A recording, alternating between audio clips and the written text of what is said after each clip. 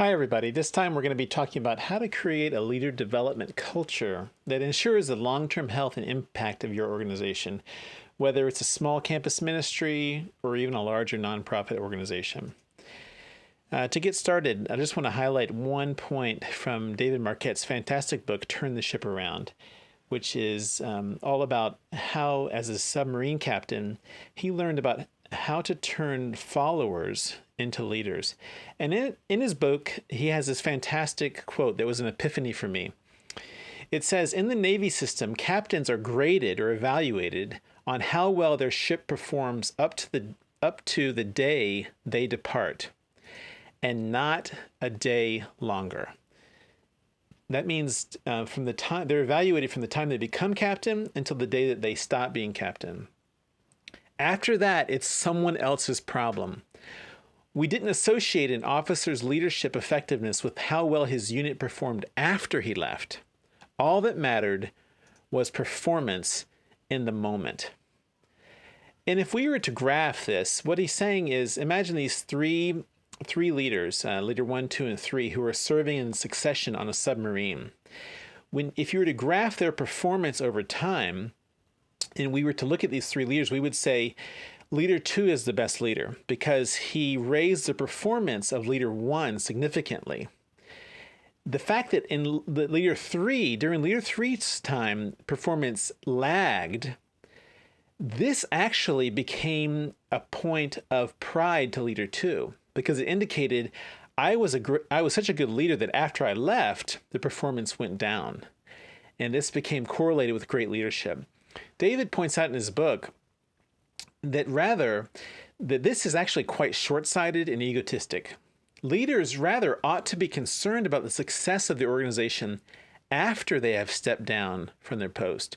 So a great leader would look something like this, that yes, during their term of leadership, they are able to help their organization become a higher impact organization. But their perspective extends beyond their own term as leader to the next leader. And they develop the people around them from followers into leaders. This takes a heart of wisdom. And this fantastic Psalm 90, the Psalm of Moses, really points to this as well. It says, our days may come to 70 years or 80 if our strength endures, yet the best of them are but trouble and sorrow, for they quickly pass and we fly away. Teach us to number our days that we may gain a heart of wisdom. May your deeds be shown to your servants and your splendor to their children. May the favor of the Lord rest upon us. Establish the work of our hands for us. Yes, establish the work of our hands. This is so important to think about. Teach us to number our days that we may gain a heart of wisdom. When you realize my leadership is a temporary assignment and I will not be the leader forever. It's a short-lived privilege. It's a trust that's been given to me. And we often say that we stand on the shoulders of giants. Question for you is, who are you boosting and preparing to stand on your shoulders? Who are you being a giant to? If you want to see favor shown to those who follow you and to their children, if you want to see God really establish the work of our hands, we need to have a heart of wisdom that looks beyond our current situation to what will happen after we leave. This is what it means to lead like a developmental leader. It requires humility. Lao Tzu really embodies this to me in his quote when he says, to lead people, walk beside them. The worst kinds of leaders are hated by the people. Yes, that's obvious. The next best, the people fear. Okay, that's, I guess, a little better. The next, the people honor and praise. But he says these aren't the best kinds of leaders. As for the best leaders, the people do not even notice their existence. When the best leader's work is done, the people say, we did it ourselves. This is turning followers into leaders. This is leading with a developmental mindset that you would work yourself out of a job and see your followers become leaders. This is incredibly important work, but it may not feel urgent. Dwight Eisenhower said something like this. He said, what is urgent is seldom important, and what is important is seldom urgent. Stephen Covey developed this into his very famous grid, where he talks about dividing your work into 4 different quadrants and evaluating it. It's about choices. The first quadrant being things that are important and urgent. Things like daily operations, staff care, and crisis. These are pressing. They must get done. We must be sure to manage these well. But below this, there are things that are urgent but not important, such as many interruptions and most meetings.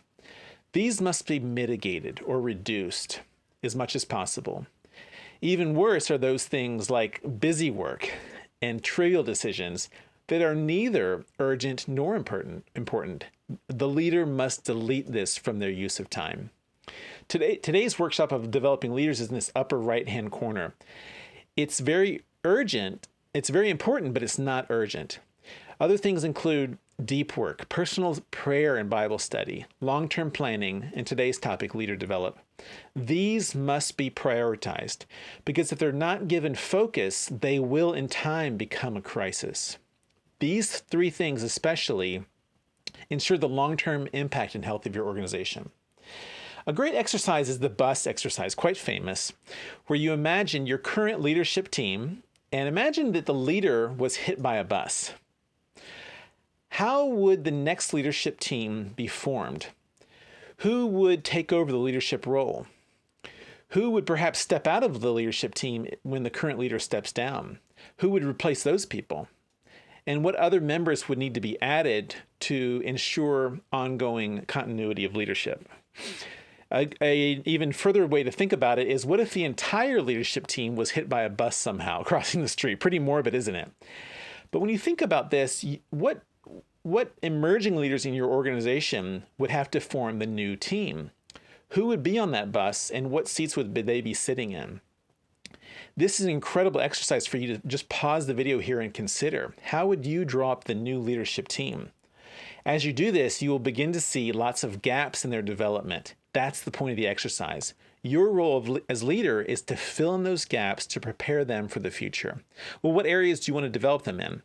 Well, there's 3 major areas: their thinking, their character, and their skill. Now, when you think about an organization, there's 2 ways to develop your organization. One is to think of building an organization. Another one is to focus on transformation. Ruth Haley Barton talks about the most important thing we bring to our leadership is our own transforming self. As a leader, you can help others to not just become a faster caterpillar, but rather become a transformed and growing leader. In order to do that, some people talk about a leader pipeline, but another image, I think, is a leader development ecosystem. It's a place where leaders grow to their greatest capacity in contributing to the work. And so today I'd just like to touch base on, how do you create a leader development ecosystem? Well, there's a few steps. The first one, ironically, is by giving them leadership experiences. We often think about giving them assignments and teaching them and training, but really what drives the whole engine is new leadership experiences. When you assign someone a new role or a new opportunity to lead, the lead up to that time gives them an opportunity to prepare and grow. And then after that new experience, it gives them an opportunity to reflect and to receive feedback. And then the cycle continues. New leadership opportunities give new opportunities for reflection and feedback, new preparation, and as it goes. What's the executive or the leader developer's role in this? Well, a few things. The leader developer comes alongside and helps to provide these new job descriptions, new roles and opportunities. They also come along and teach and model in order to prepare them for this new leader experience. Also, people need more time, energy, and resources to take on new experiences. You just can't keep adding things to their current job description. We must peel back some time and energy for them. Also, after the experience, the leader provides coaching for improvement. These are all important. There are other workshops that we could do on these topics, but this is how you begin to create a leader development ecosystem. When you think about what are the new leader experiences you want to give people, this can be helpful. Jim Collins unpackages some of these topics. First is many people join an organization and they are strong individual contributors. The next step for them in leadership is to become an effective team member. And as they serve in that role, the next step would naturally be to become a team leader, and then leading a certain function of an organization. And then perhaps they might be ready to become a mission leader. Now, just to pause here, not everyone would necessarily need to move up this ladder. Some people will find their best contribution is to remain at one of these levels, and the developmental leader needs to cultivate them fully at that level. A question for you is, are you willing to allow the quality of your organization's programs to lag in order to future leaders? Because when you ask people to do new leader experiences, what's going to happen is the performance that they initially bring to the table will actually go down. And you may suffer, your reputation may suffer because you've asked an emerging leader to do an important role. But this is thinking for the future. It's okay if temporarily your organization's impact goes down as you are deepening your bench for your organization. Another question people ask is, what if I develop emerging leaders and they leave our organization? Well, an even better question is, what if you don't develop them and they stay in your organization? Then you're really in trouble. What's the best time to plant a tree? Well, the Chinese proverb asks this question and answers it. The best time to plant a tree was 20 years ago. For many of us, we realize we should have been developing leaders more 20 years ago than we are now. But the second best time to plant a tree is now. It's never too late to begin really identifying and developing emerging leaders in your organization. So thank you so much for just taking a few minutes to consider how to develop others in your organization for the future. Thanks.